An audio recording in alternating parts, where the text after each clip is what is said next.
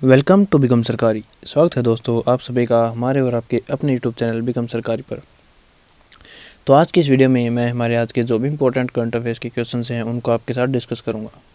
और मैं जितने भी करंट अफेयर्स के क्वेश्चन आज आपके साथ डिस्कस करने वाला हूँ ये एग्जाम पॉइंट ऑफ व्यू से इंपॉर्टेंट है, तो आप वीडियो को एंड तक पूरी देखना। तो चलिए शुरू करते हैं हम हमारे आज के पहले सवाल से। तो हमारा आज का पहला सवाल है, MUSE और हीलियोस्वार्म जो हाल ही में खबरों में रहे किस अंतरिक्ष स्पेस एजेंसी से जुड़े हैं? तो इसका सही जवाब है नासा, ऑप्शन ए। तो जो MUSE और हीलियोस्वार्म है जो कि हाल ही में खबरों में थे वह हैं नासा स्पेस जो एजेंसी है इसके साथ जुड़े हैं।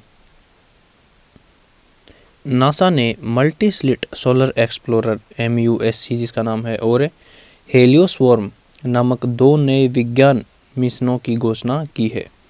इन दो मिशनों का उद्देश्य है सूर्य के कोरोना का अध्ययन करना और सौर हवा के चुंबकीय क्षेत्र को मापना है। नासा ने इससे पहले पार्कर सोलर प्रोब द्वारा सूर्य के रास्ते में किए गए नवीनतम अवलोकनों की घोषणा की थी। बात हो रही है नासा की, तो ये जानते हैं नासा से रिलेटेड कुछ इंपॉर्टेंट पॉइंट्स। तो नासा की जो फुल फॉर्म है वो है national aeronautics and space administration और नासा की स्थापना हुई थी 29 जुलाई 1958 को। और इसके जो एडमिनिस्ट्रेटर यानी कि जो अध्यक्ष हैं यहाँ के इसके नासा के वो हैं बिल नेल्सन और नासा का मुख्यालय वॉशिंगटन DC अमेरिका में स्थित है। हमारा अगला सवाल है, किस देश के वैज्ञानिकों ने 59 MJ निरंतर ऊर्जा पैदा करके परमाणु संयोजन ऊर्जा यानी कि जो न्यूक्लियर फ्यूजन एनर्जी है उसमें 1 मील का पत्थर हासिल किया है?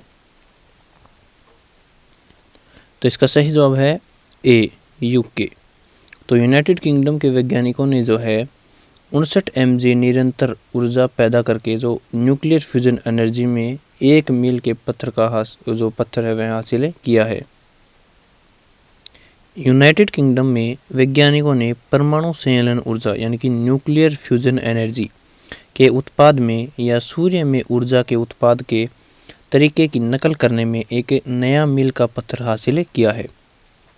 मध्य इंग्लैंड में जॉइंट यूरोपियन टोरूस यानी कि जिसे शॉर्ट में जेट बोलते हैं सुविधा में एक टीम ने एक प्रयोग के दौरान 59 मेगा जूल निरंतर ऊर्जा उत्पन्न की। 1 किलो संयोजन ईंधन में 1 किलो कोयले, तेल या गैस की तुलना में लगभग 10 मिलियन गुना ऊर्जा होती है।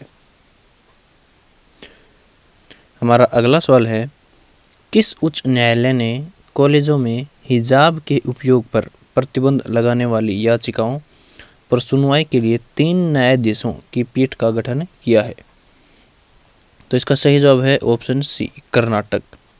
तो कर्नाटक के उच्च न्यायालय जो है या जो कि कर्नाटक उच्च न्यायालय है उसने कॉलेजों में हिजाब के उपयोग पर प्रतिबंध लगाने वाली याचिकाओं पर सुनवाई के लिए 3 न्यायाधीशों की पीठ का गठन किया है। कर्नाटक उच्च न्यायालय के मुख्य न्यायाधीश ने राज्य के कुछ पूर्व विश्वविद्यालय कॉलेजों में हिजाब के उपयोग पर प्रतिबंध लगाने वाली याचिकाओं के एक बैच की सुनवाई के लिए 3 न्यायाधीशों की पीठ का गठन किया है। बात हो रही है कर्नाटक की, तो ये जानते हैं इससे रिलेटेड कुछ इंपॉर्टेंट पॉइंट्स हैं।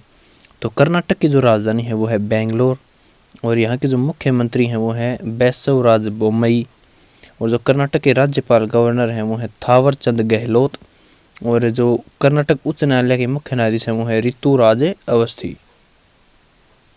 नेक्स्ट क्वेश्चन है, भारतीय राष्ट्रीय महिला दिवस किस दिन मनाया जाता है? तो इसका सही जवाब है 13 फरवरी, option B.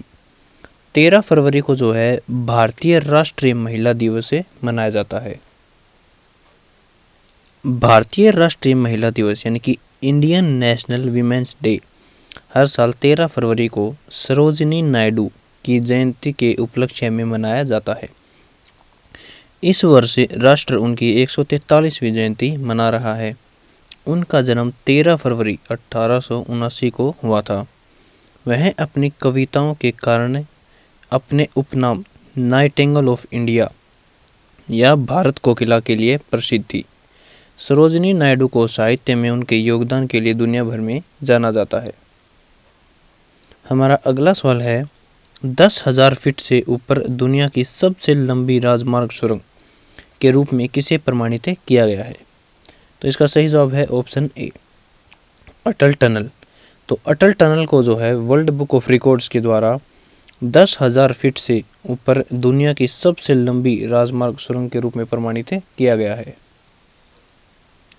World book of records द्वारा अटल टनल को आधिकारिक तौर पर 10,000 फीट से ऊपर दुनिया की सबसे लंबी राजमार्ग सुरंग यानी कि वर्ल्ड्स लॉन्गेस्ट हाईवे टनल के रूप में प्रमाणित किया गया है।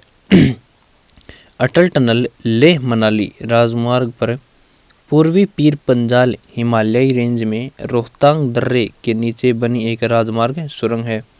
यह लगभग 9 किलोमीटर की लंबाई के साथ दुनिया में 10,000 फीट से ऊपर की सबसे लंबी हाईवे सिंगल ट्यूब टनल है।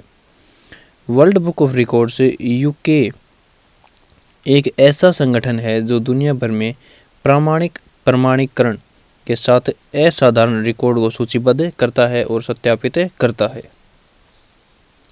हमारा अगला सवाल है, देश की पहली बुलेट ट्रेन का पहला स्टेशन कौन सा होने वाला है?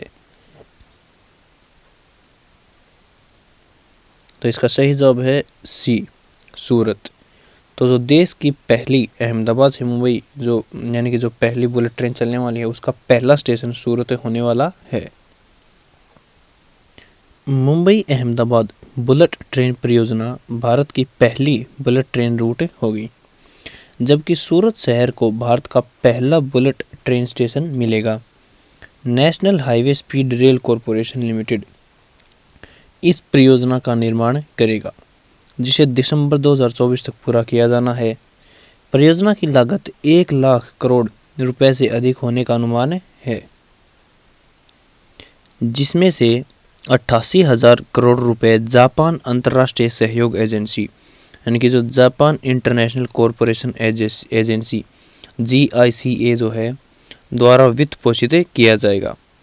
508.17 किलोमीटर की मुंबई अहमदाबाद बुलेट ट्रेन परियोजना में से 155.76 किलोमीटर महाराष्ट्र में, 384.04 किलोमीटर गुजरात में और 4.3 किलोमीटर दादरा और नगर हवेली में है। हमारा अगला सवाल है, राष्ट्रीय कृमि मुक्ति दिवस यानी कि नेशनल डी वर्मिंग डे किस दिन मनाया जाता है? तो इसका सही जवाब है ऑप्शन बी, 10 फरवरी। तो 10 फरवरी को जो है भारत में राष्ट्रीय कृमि मुक्ति दिवस यानी कि जो नेशनल डी वर्मिंग डे है वह मनाया जाता है। लोगों को डी वर्मिंग के महत्व के बारे में जागरूक करने के लिए 10 फरवरी को राष्ट्रीय कृमि मुक्ति दिवस यानी कि जो नेशनल डी वर्मिंग डे है मनाया जाता है। खासकर 1 से 19 वर्ष की आयु के बच्चों के लिए जो सबसे कमजोर हैं। इस दिवस की शुरुआत स्वास्थ्य और परिवार कल्याण मंत्रालय द्वारा 2015 में की गई थी। दिन का मुख्य उद्देश्य आंतों के कीड़ों के बारे में जागरूकता बढ़ाना और बच्चों में मृदा संचारिता कृमि का पूर्ण उन्मूलन प्राप्त करना है। दुनिया की लगभग 34% आबादी मिट्टी से संक्रमित कृमि कीड़े से संक्रमित है। हमारा अगला सवाल है, 2022-23 के लिए आधिकारिक सकल घरेलू उत्पाद यानी कि GDP डिफ्लेटर प्रोजेक्शन कितना है? तो इसका सही जवाब है ऑप्शन सी, 3 से 3.5% के बीच में। तो 2022-23 के लिए जो आधिकारिक सकल घरेलू उत्पाद यानी कि जो GDP डिफ्लेटर प्रोजेक्शन है वह 3 से 3.5% के बीच में है। वित्त मंत्री निर्मला सीतारमण ने कहा कि 2022-23 के लिए जो केंद्र का सकल घरेलू उत्पाद यानी कि GDP डिफ्लेटर प्रोजेक्शन 3 से 3.5% है। GDP डिफ्लेटर मुद्रास्फीति का एक उपाय है और यह नाममात्र GDP और वास्तविक GDP के बीच का अंतर है। तो यह थी हमारी आज की वीडियो। अगर आपको हमारी आज की वीडियो पसंद आई हो तो वीडियो को लाइक करें और भी ऐसे करंट अफेयर्स की वीडियो, डेली क्विज और जॉब नोटिफिकेशंस के लिए हमारे चैनल बिकम सरकारी को सब्सक्राइब करना ना भूलें और आप कमेंट बॉक्स में अपनी राय ज़रूर दें कि आपको हमारी यह वीडियो कैसी लगी। नमस्कार।